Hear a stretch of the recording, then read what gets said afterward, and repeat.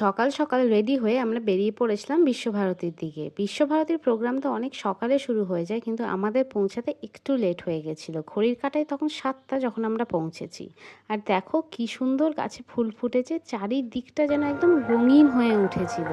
আমরা যখন যাই তখন প্রোগ্রাম অলরেডি শুরু হয়ে গেছে, তাই দাঁড়িয়ে আমরা এই শোভাযাত্রাটা তখন দেখছিলাম।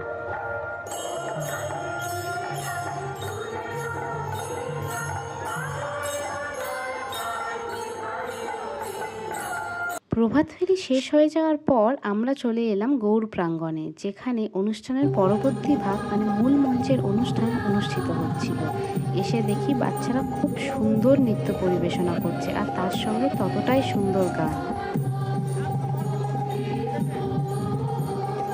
সবাই মিলে করে নিলাম ব্রেকফাস্ট। ব্রেকফাস্টে ছিল কচুরি, আলুর দম আর মিষ্টি।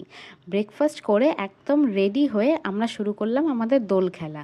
একে অপরের গায়ে আবির লাগানো, একে অপরের সঙ্গে মারামারি, খুনসুটি, এইভাবেই আমরা আমাদের দোলটাকে খুব ভালোভাবে সেলিব্রেট করলাম।